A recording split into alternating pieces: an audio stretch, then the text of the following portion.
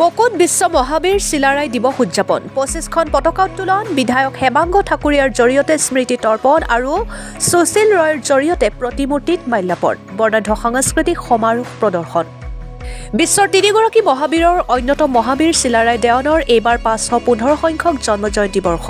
ইফালে বকুত অনুষ্ঠিত কৰা চিলাৰায় দিৱস এইবাৰ 25 বছৰীয়া বৰ্ণিল কাৰ্যক্ৰমণিকা সেই উপলক্ষে দুয়োটা কাৰ্যসূচী সফল ৰূপায়ণৰ বাবে বকুৰ সমন্বয় ক্ষেত্ৰত আয়োজন কৰা হৈছে ৰূপালী জয়ন্তী বৰ্ষৰ সামৰণি অনুষ্ঠান আজি মূল চিলাৰায় দিৱসৰ কাৰ্যসূচী অনুসৰি পুৱা মূল পতাকাসহ 25খন পতাকা আৰু পলাশবাৰী সমষ্টিৰ বিধায়ক হেমাংগ ঠাকুৰীয়াৰ জৰিয়তে স্মৃতি তৰ্পণ আৰু গোৱালপাৰা জিলাৰ সুশীল ৰয়ৰ জৰিয়তে বিশ্ব মহাবীৰ চিলাৰায়ৰ প্ৰতিমূৰ্তিত মাল্যাৰ্পণ আৰু পুষ্পাঞ্জলি অৰ্পণ কৰা হয় ইফালে দিনৰ ভাগত বৰ্ণাঢ্য সাংস্কৃতিক সমাৰোহ আৰু মুকলি সভা অনুষ্ঠিত কৰে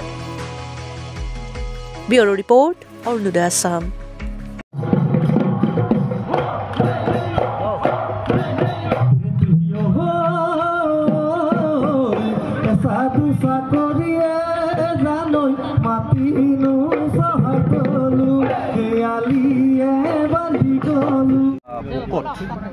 আজি আমাৰ বকো আমাৰ কোচ ৰাজবংশী যুৱ ছাত্ৰ সন্থাৰ জৰিয়তে আৰু তাত মহিলা আমাৰ সন্থাও যোগদান কৰিছে জৰিয়তে আমাৰ বীৰ চিলাৰায়ৰ 515তম জন্ম জয়ন্তী আয়োজন কৰা হয় আৰু তাত দেখিছোঁ যে যথেষ্ট ৰাইজ আহি ইয়াতে উপস্থিত হৈছে বীৰ চিলাৰায় কাৰণে 1000 যুৱতীয়ে আমাৰ কোচ ৰাজবংশী নৃত্য প্ৰদৰ্শন কৰিবৰ কাৰণে অনুৰোধ জনাইছোঁ আজি দিনৰ বিশেষ সাংস্কৃতিক সমাৰোহৰ কাৰ্যসূচী আৰম্ভ কৰিবৰ কাৰণে সমাধান কৰিব পাৰোঁ আৰু লগতে আমাৰ প্ৰত্যেকটা জাতিৰ সাংস্কৃতিক দল আহি পাইছে তাৰ দলসমূহক দায়িত্ব আমি সকলোৱে সাজু হৈ থাকিবৰ কাৰণে অনুৰোধ জনাইছোঁ আমি ঘোষণা কৰা মাত্ৰে তেওঁলোকে তেওঁলোকৰ স্বকীয় অনুষ্ঠানসমূহ পৰিৱেশন কৰিব নিশ্চয় গতিকে আমি আশা ৰাখিছোঁ সকলোকে বৃহত্তৰ এটা আমাৰ শ্ৰদ্ধাৰ ৰাইজ মাতি সকলক ভাই বন্ধু ভণ্টিসকলক আমাৰ ৰথাৰ্থ ভাষণ গ্ৰহণ কৰিবৰ কাৰণে অনুৰোধ জনাইছোঁ আজি আমাৰ দিনৰ এই সমস্যাবিলাক দুইদিনীয়া কাৰ্যসূচী যি 515 সংখ্যক বিশ্ব মহাবীৰ চিলাৰায় দিৱসৰ আয়োজন কৰা হৈছে এই আয়োজনৰ ইতিমধ্যে আমাৰ প্ৰথমটি দিনৰ কাৰ্যসূচী যোৱাকালি শেষ হৈছে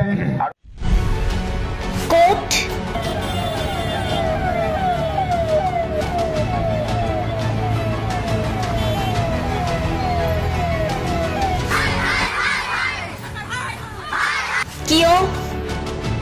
কেনেকৈ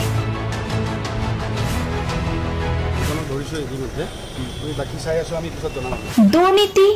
ৱাইফজনীয়ে কৈছে বোলে এওঁ মোৰ হাজবেণ্ড আপুনি কোন হে ক'বলে এওঁ অবৈধ বুলি অনিয়ম ভ্ৰষ্টাচাৰ একো নায়কতাবাদ এতিয়াৰ পৰা আৰু নহ'ব আমি দিম সত্য বাতৰি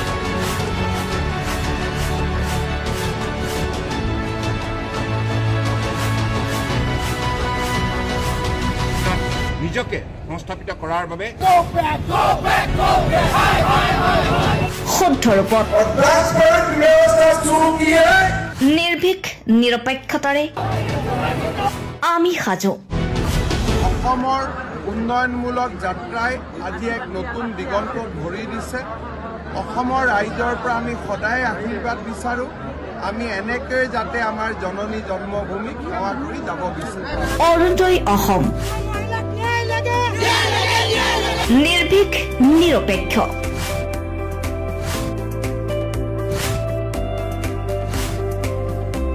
ৰাইজৰ বাবে ৰাইজৰ পক্ষত অৰুণোদয় অসম